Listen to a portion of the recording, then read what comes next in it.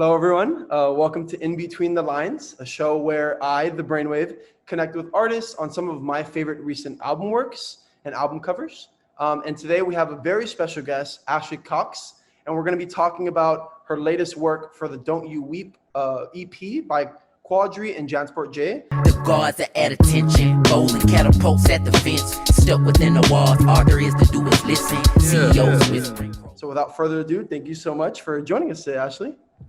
Thank you for having me. Yeah, thank you so much. So I guess we'll get started by, explain a little bit about yourself, where you're from, how long you've been designing for, and then personally for me, I want to know what zodiac sign you are because I love zodiac signs. Okay, I'll start with that one. I'm a Gemini. Oh, cool. Love it. What are you? I'm an Aquarius.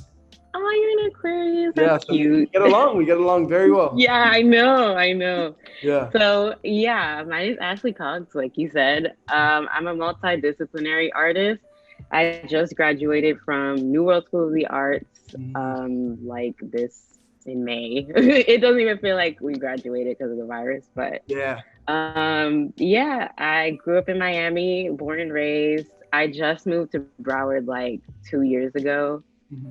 And Cool. yeah. How was New World? I always growing up, I was just like, oh my God, I want to go to, because I'm from Miami as well. And I always saw New World as a school that was like, oh my God, it's so artsy and so where I want to be. But I was way too in West Kendall. So how was New World? Oh yeah. It was fun. I wasn't that far. I lived in North Miami at the time. So it wasn't that far for me, but going there was really cool. I was kind of used to the art environment at that point because I went to Dash for high school. So then going there, it was kind of like the same thing. I kind of knew what to expect, but it was good. I think it was good if you really want to get immersed in Miami art culture, that is a good way to do it. Sorry, she's really clingy. And how long have you been designing for? Did you start with arts or did you start with graphic design? What's your process like? When did this career start for you? I guess this love for art. It actually didn't start with graphic design at all. It started with painting and drawing. And then in my middle school actually advised me to go to Dash. And when I found out they had a graphic design program there, that's when I was like, oh wait, this is actually really cool. Let me do something with that. And then when I went to New World and then I studied it more, it was like, okay, this is something I can do for the rest of my life. Yeah. So you started graphic design around in high school, you would say? Yeah, in high school, yeah. Very cool. So let's get right into it because I really love this album cover. So it literally being a fan of Quadry, I loved his last EP. I don't know if you've heard it, but Malik Ruff. And I really loved it. I thought it was super dope. So I've always kept an eye on him. And when this thing came out, literally initially, I just scroll on Instagram a lot and I follow a lot of design things. And I initially bookmarked it because I'm a designer myself. So I love drawing inspiration. So I initially bookmarked it and I was like, oh my God, a new EP. So that caught my attention. So I guess maybe walk me through what your inspiration behind this piece was, how this collaboration come about. And even just maybe talk about that guy on the figure because he looks like someone of high status, but I can't really recognize him. This whole thing is just so funny to me because I feel like everyone has a really specific thought about that whole thing and who this guy is. But it's funny because the Malik Ruff cover was designed by my boyfriend, Edney G. Joseph. Hot-headed, cold-blooded, how I got this way, no song. It's a price to pay, I'm over budget. Switched up, I give up. So I remember just hearing him talk about this guy, Quadry. He even hung out with him and did a design thing in California. And he's like, yeah, I'm doing these designs. And he's going through these motions with what he wants the cover to be and all of this. And then that's the one he ended up picking. And I was like, oh my God, that's so cool. You have a cover that you made and it's everywhere. It's on Spotify, it's on YouTube, and it's attached to this cool ass music. That's a great portfolio piece. And then one day he texts me and he's like, Quadry likes that picture you took and he wants it for his next album cover. And I was like, what are you talking about? And he was like, yeah, the picture you took and we did a collab where we made a zine, and I took a bunch of pictures from my last trip to the Bahamas, and that was one of the pictures that we put in the zine. So I guess he saw the zine and saw that picture, and he was like, okay, let me attach this to my next EP, which is crazy because when I listened to it, like, it was like, okay, I get why he chose this picture. But it's funny because my experience of that picture is completely different. So like when I was like, he wants this picture, like that's weird. But when you hear it, it's like, it makes sense. Wow. So like that picture that I took, the Bahamas has this thing called Junkanoo, which is like carnival. They do it on Christmas every year. And they were having a Junkanoo practice. So they go in like a parking lot and they go through how the carnival is gonna go. And this guy was like in this weird corner of the parking lot doing like this weird DJ set, but it wasn't even a DJ set because he was playing like the radio, and then he's like talking over the radio and directing the people, but he's not really directing the people because no one can hear him. It was really weird. So I was like, okay, well, let me take this. I took a bunch of pictures of him. And when Edney curated the zine, he chose that specific picture. And I think he put it in black and white. And that's history. Yeah, the rest is history. That's funny. I know Eddie because of the Miami Zine Fair last year. And I met him there. And then, like, we follow each other on Instagram. Like, he's super talented, and it's crazy how it all comes to a circle. And like the community in Miami is pretty, like, it's small. So that's really interesting. So that's amazing. Congrats to you. And like you taught me something new. I didn't even knew he did that last thing. So wow. He did. He did a really good job too. Oh yeah, he's a force. He's so talented. He is. He's a good person to interview next. Definitely. If I do say so myself. Oh, for sure. I'm definitely gonna make that happen for sure. So I guess, like, what was the creative process behind this? Like, what was because I see that it has like a nice graininess to it and a bit of like I guess like a distortion in terms of like I guess like low shutter speed type of thing. So what was that process like? So that, it's funny because when I went to the Bahamas, I was just going for just to hang out with my family because my mom's from the Bahamas. And Eddie was like, when you go to the Bahamas, you should like take pictures. And I was like, I always take pictures. But he was like, no, like take like pictures, take like cool pictures. And I was like, well, okay. And I was gonna take my 35 millimeter, but then I was like, no, I don't want anyone like posing for the pictures or like, getting too like aware of the camera. So he was like, just take pictures of like with your phone. I think I had iPhone 6 or 7 at the time. So it was just really like candid point and shoot type stuff. So like he was moving around a lot. That's why that picture is blurry. It wasn't like low shutter speed. He was going in. When we printed the zine, it comes out with the grain. And then that's literally how he got that effect. Oh, wow. I think when he scanned it to a high resolution, and then when he sent it over, it probably added all that. That's dope. Nice effect. Yeah. I love when things are so simple and like that's why art is so cool, because like when things come off so organic and simple, like people love to interpret it, but it's not even that deep. So that's when like exactly gold on like a good picture or a good design, because simplicity is literally key, So I never would have thought. Never would have thought. I was like, that's from this, and I was like, oh my god, like, because what he talks about, a lot of the content of the album is like about what's going on now, where he's brought up from, and like all this stuff.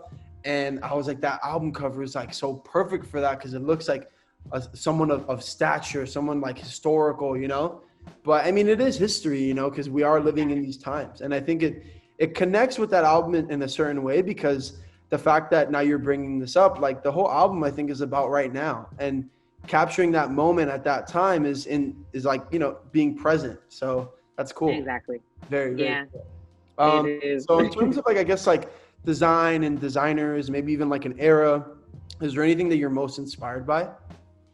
My favorite graphic designer is Paula Scher, and I always end up going back to her work because I think she does a lot of the stuff that I strive to do. Like she takes all these type risks and color risks, composition risks. Like she's just about taking risks, and that's something I try to embody. Something maybe I do embody, but I'm also looking at like a lot of stuff. I mean, Instagram's explore page is like a really good thing to get inspired by. And I have like crazy saves of just random stuff that people make and come up with. And it's like, okay, well, this is something I can go back to and like, let's analyze how they did this, or let's try to do something like that. And yeah, it's really all over the place, to be honest. Not really I agree. Yeah. Not really confined to like an era. Because I think people are doing really cool stuff nowadays, and it's not really like comparable to what they were doing back in the day. Yeah, word. Yeah. I agree. Instagram is a powerful tool. Like, I follow so many hashtags, and they show me so much like work. Like, I'm saying, like when I saw this album cover, like my initial thing was to bookmark it because I love to go back later and like kind of analyze how I could recreate, or how I can maybe even do something like that, you know? So that's interesting because I think we all fall into the same sort of like realm as designers. So now you know, you worked with Quadry. Who's next? Who else do you have in your scope, like maybe dream collaboration that you would want to collaborate with? I don't know.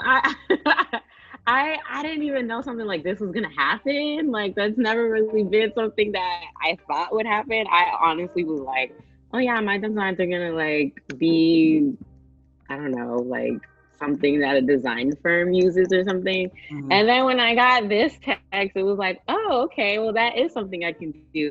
But I don't know. I really don't know who else it would be. I would say like Thundercat, but I don't know how that would work. Because I feel like I don't know, he's so silly. But he's so tight. I actually going back to covers of the decade. I analyzed the Drunk album cover because I love that album cover so much. Yeah, it's a good album. It's a really good album. I love Thundercat. I think he's awesome. But it's so funky, groovy. Yeah. Yeah. He's so good. He's so good. Okay, so if I had to pick one, I'd pick him. Cool. Very cool. Very cool.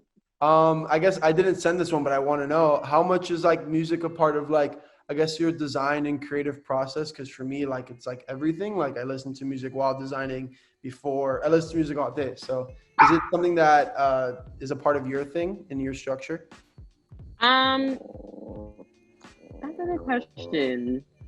I would say, yeah. I mean, I listen to music all the time, and I'm always listening to music when I am designing.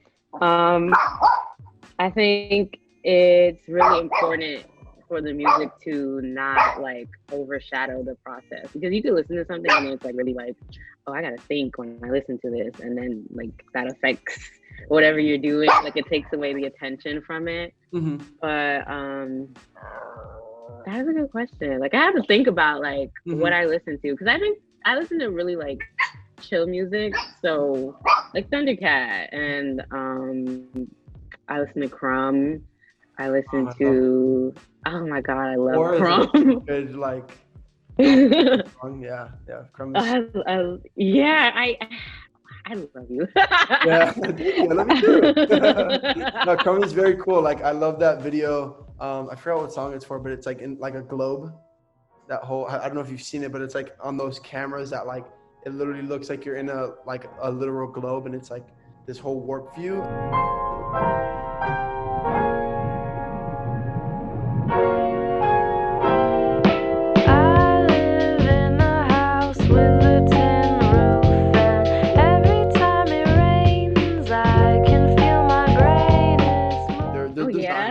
Watch it. Yeah. I never watched their music videos. I don't know why. Video, it's super trippy. It's very like holy crap, like I'm not on drugs, but I feel like I am. Yeah. That's a good vibe. Yeah, exactly. And it's funny that you say the whole thing about, and the reason why I asked and kind of came up was because a designer that I love, his name's George Lewis, and he was like, if you're not familiar, he was like the designer for Esquire back in the day, whatever. And he has a very good book called Damn Good Advice. it's damn good advice.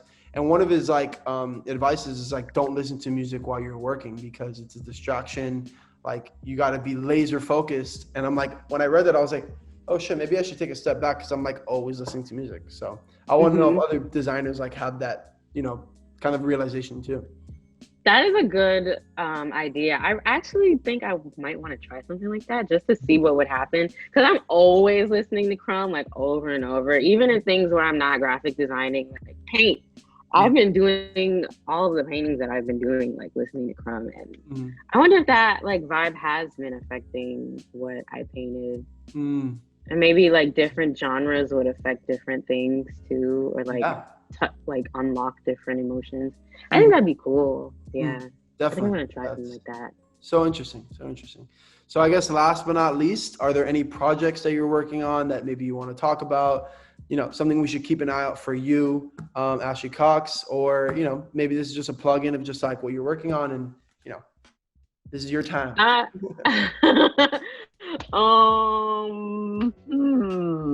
don't know if I should even say what it is yet. Good. It's a surprise. Where can we find you? You can find me on Instagram. My @ is 608.co. And yeah, you could also check me out on my website, ashleycox.net.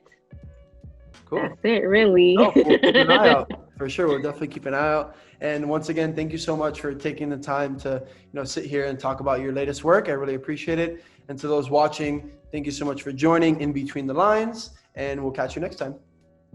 Later.